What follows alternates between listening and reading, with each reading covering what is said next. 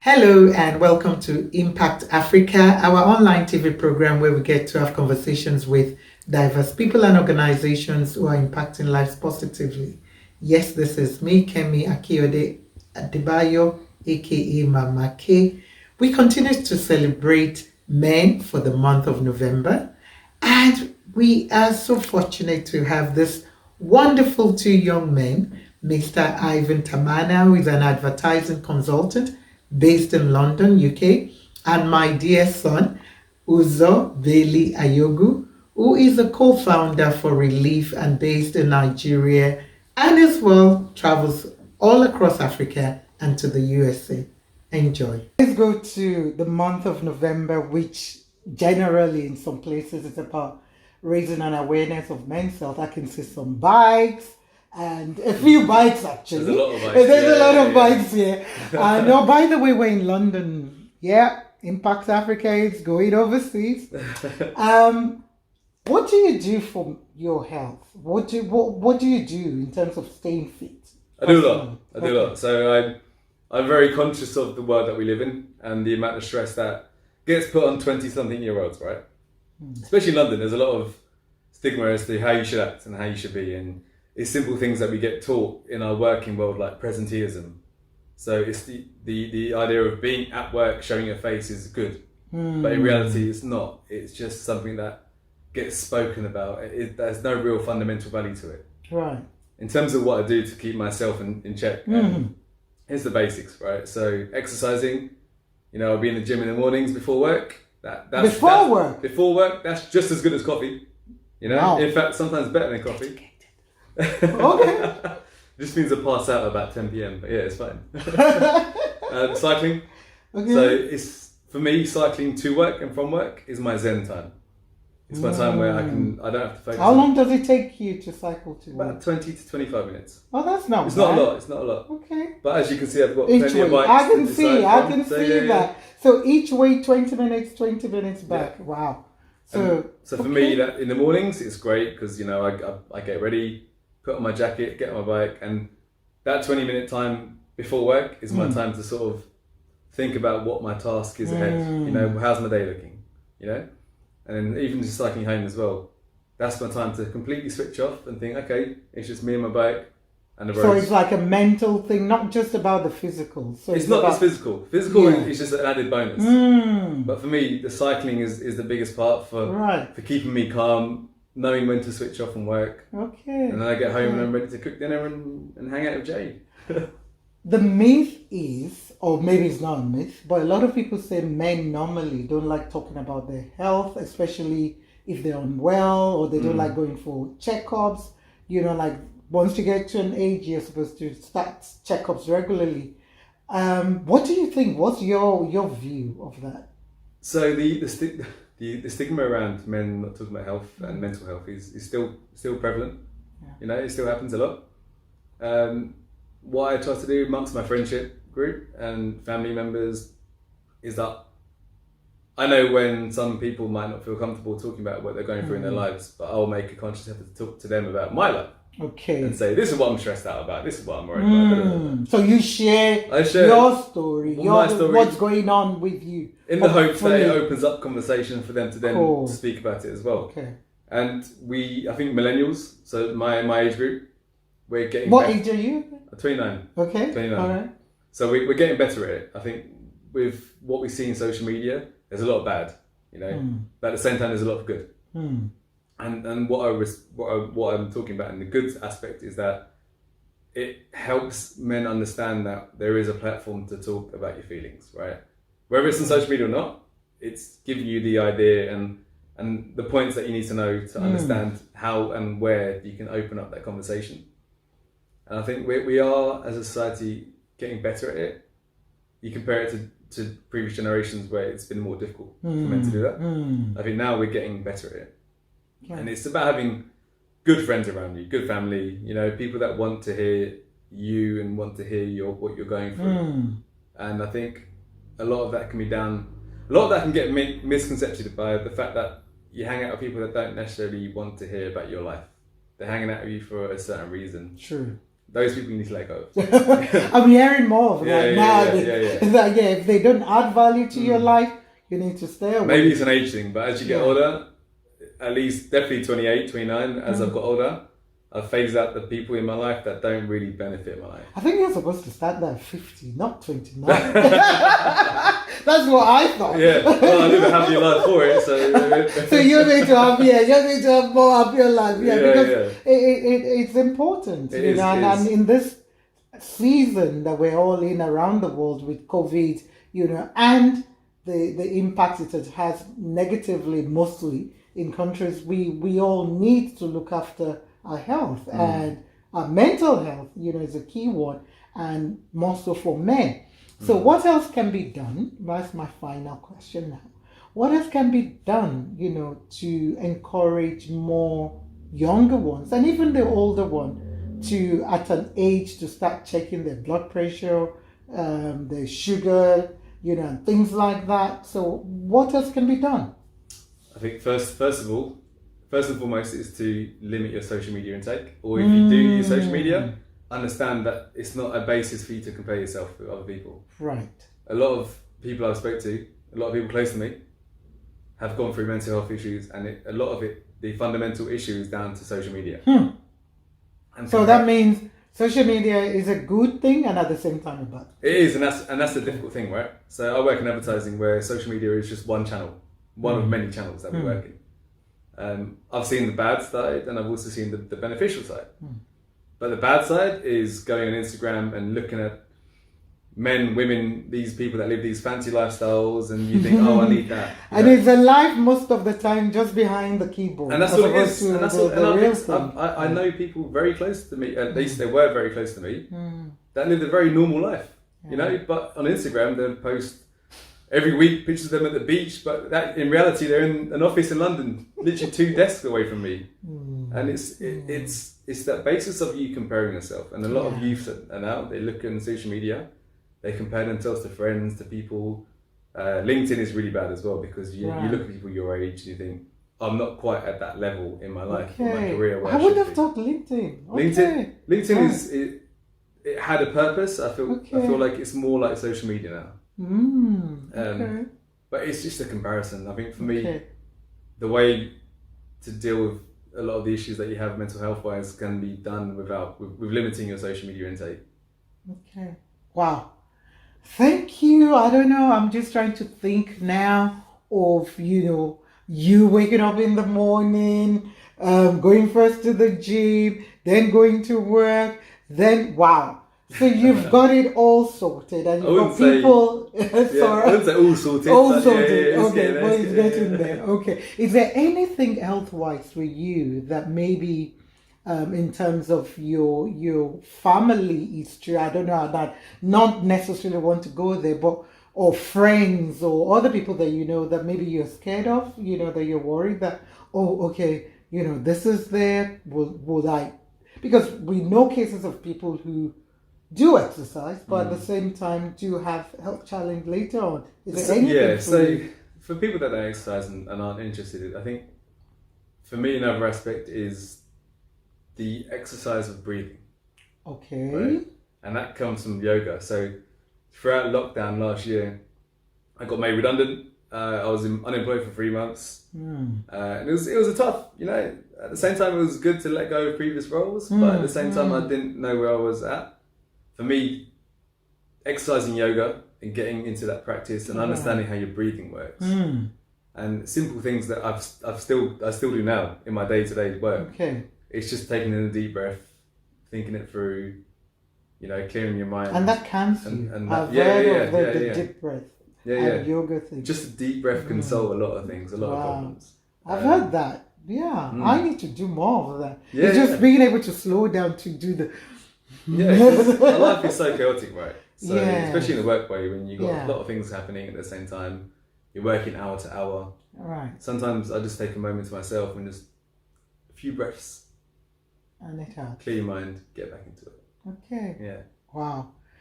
Well, I think that's all we've got time for. Thank you so much, Arvin, for having us here, and we'll see you later.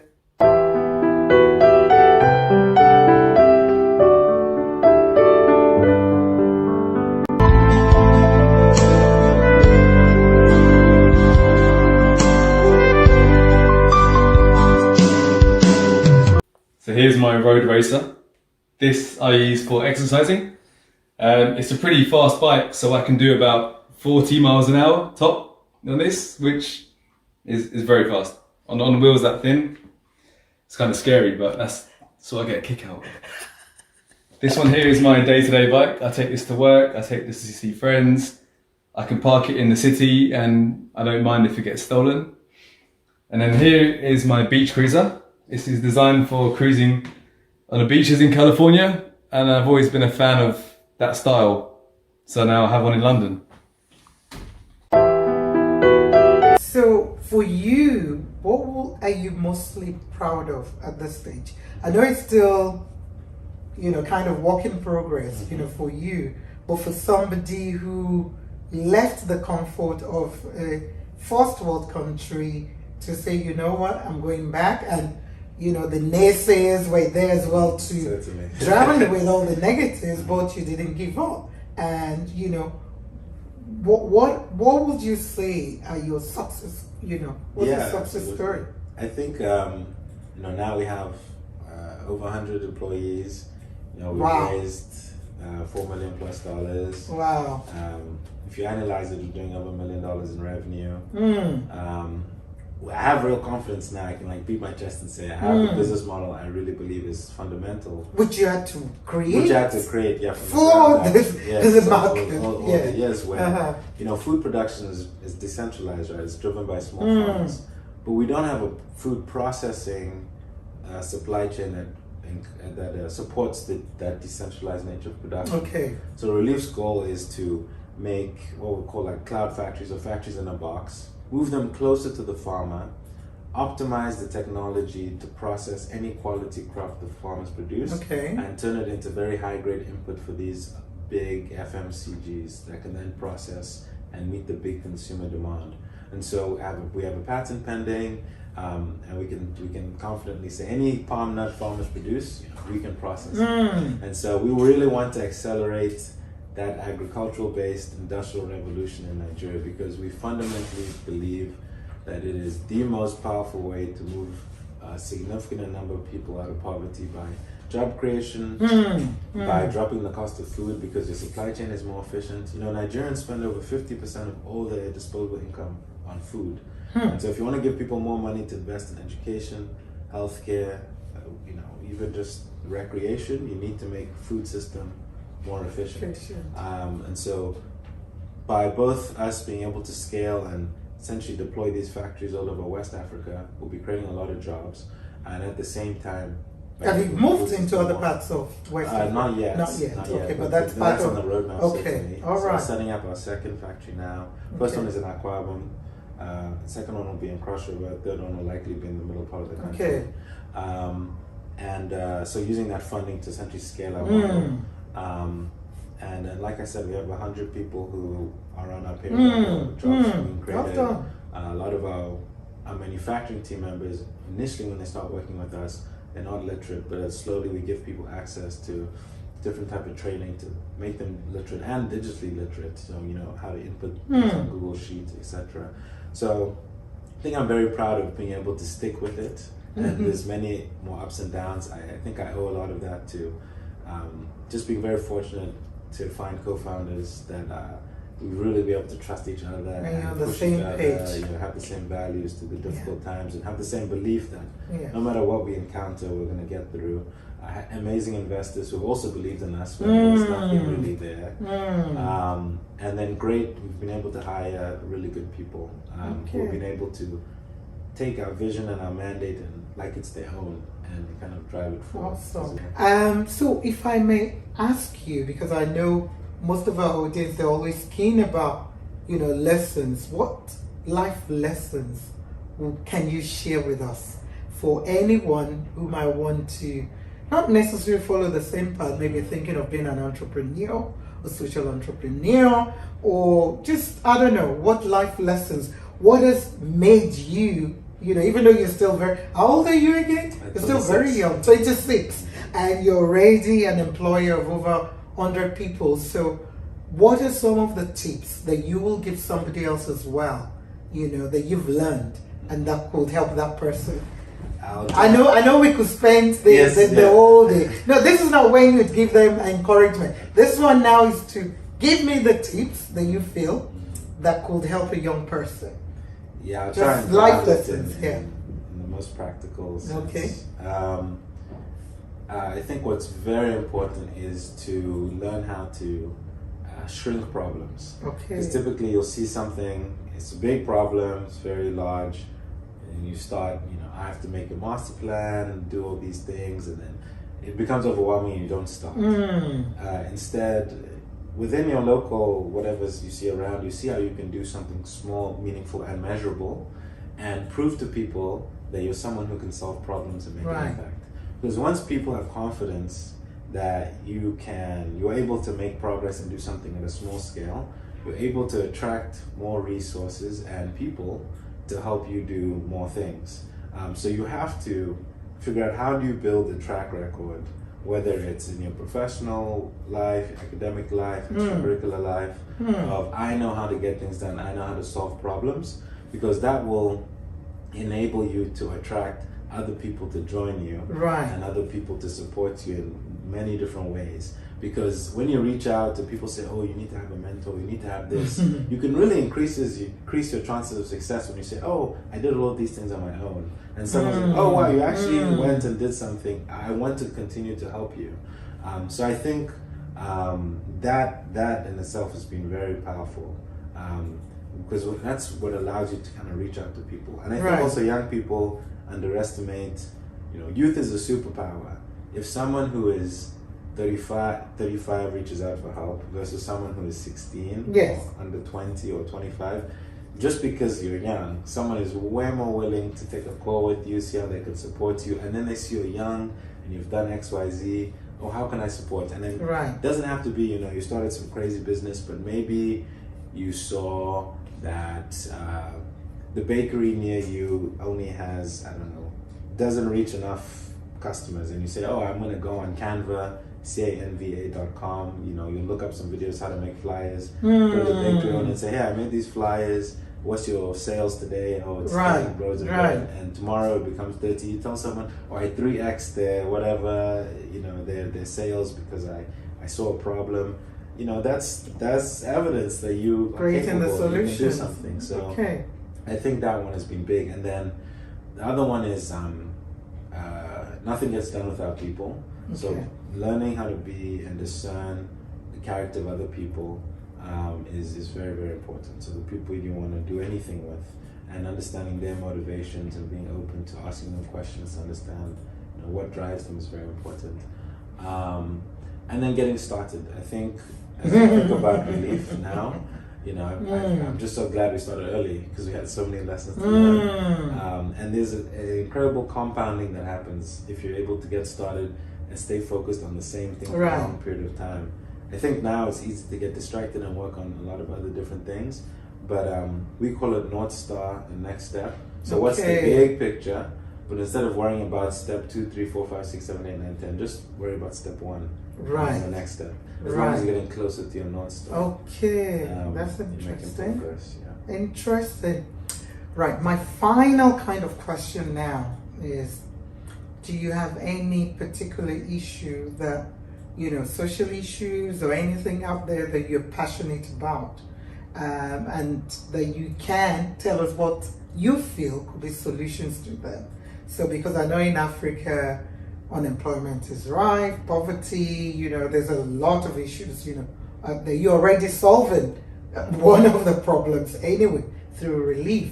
But is there anything you're passionate, about, that not talk about the problem, but like you said earlier on, solutions that you can say, these are the solutions for it? Yeah, I think something I've seen is more of a matter problem, but it's mindset.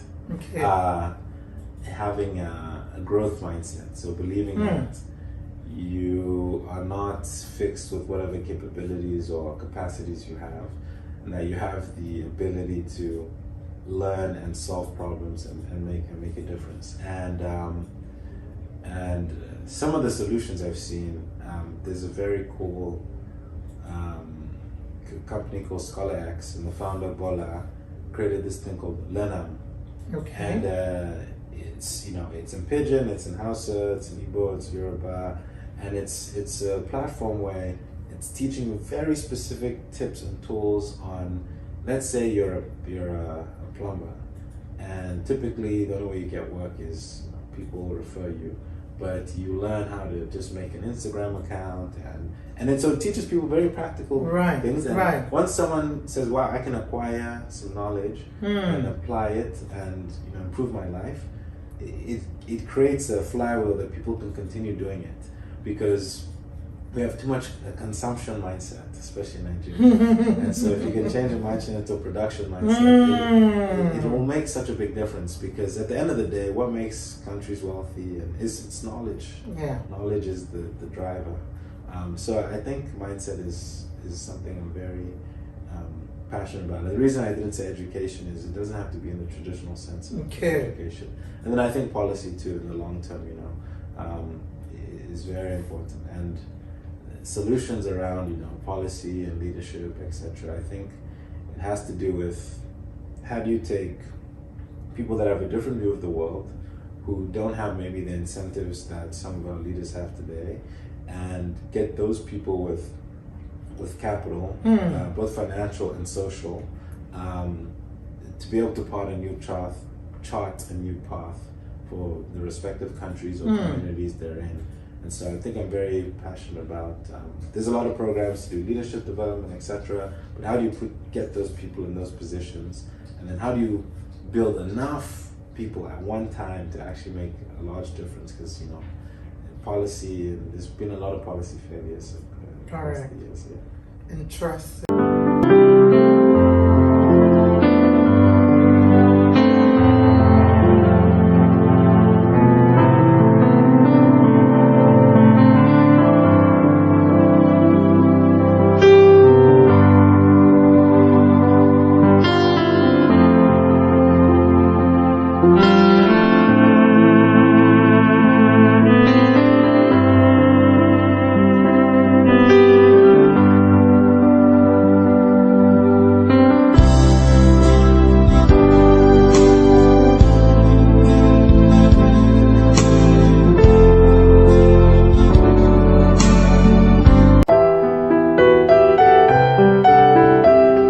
Wow, I hope you've been inspired by these two young men.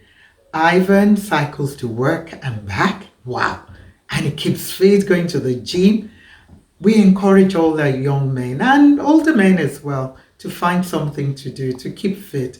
And, the fact that what he said, agreeing with me that yes, men sometimes don't look after their health, or they're shy, about talking about their health. So we hope you've been encouraged by some of what Arvin said there. And Uzo, 100 employees already? Wow, young man, kudos to you. Well done. And I like what he said there as well about, we should tend to shrink our problems. So thank you to all our young men and older men as well for all what you do. We celebrate you, we honor you, we appreciate you. So till next time, this is Mama K signing off, saying take care. God bless. Much love.